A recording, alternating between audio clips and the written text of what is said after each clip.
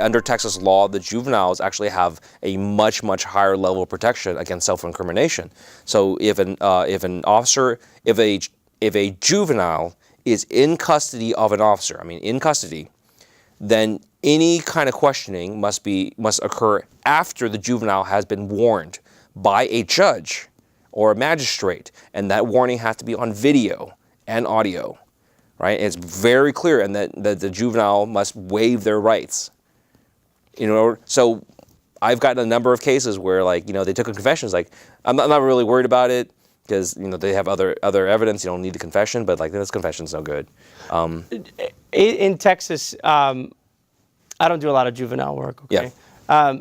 Does a parent have to be present, and should a parent have to be present? I think the child has a right to request a parent there.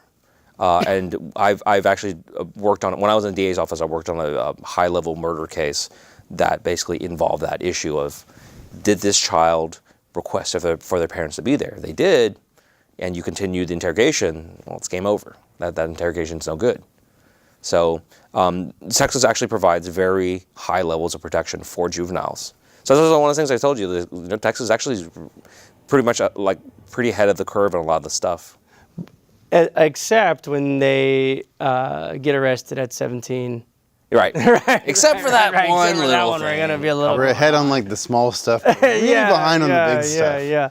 And so you're known around. I see you in downtown in the court quite frequently, all the time. Are the rest of the lawmakers like you in the trenches and in battling and trial and all this kind of things? In terms of lawyers, probably, I think 40% to about a third of the House are attorneys, easily. Out of the 150 of us, I think there's maybe 10 people who have criminal justice experience, and maybe only 5 of us who practice actively. And are you one amongst those 5? Yeah, I'm probably the only one who does juvenile. Wow. I'm one of 2 or maybe 3 people who have ever handled a CPS case. If you could, so you're holding the torch. So you are the kind of the point man. And if you're holding this torch, what's the torch? What is if you could paint with the brush? What is the issues? Some of the issues that you champion. So. Number 1 is raise the age.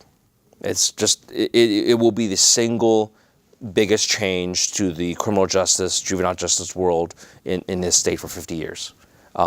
It's such a big deal. You're talking about 23,000 and increasing number of 17-year-olds arrested every single year, 23,000. Wow. If you can take those 23,000 kids per year and not have them have adult criminal records, and to have the collateral consequences that follow that, that's a big deal. That's 23,000 people who now can go to college, can get a job and get licensed, and do rent an apartment. That makes a big difference. That's such a big change. Mm-hmm. Second is funding issues for the juvenile justice system, to adequately fund the services that the kids need, and then, if we can, provide wraparound services to help the families. If a parent needs a parenting class, go make them take a parenting class. Right. I think the judges should order that. It's if your kid isn't here, I think you could use the classes. I'm going to make you take a class as well.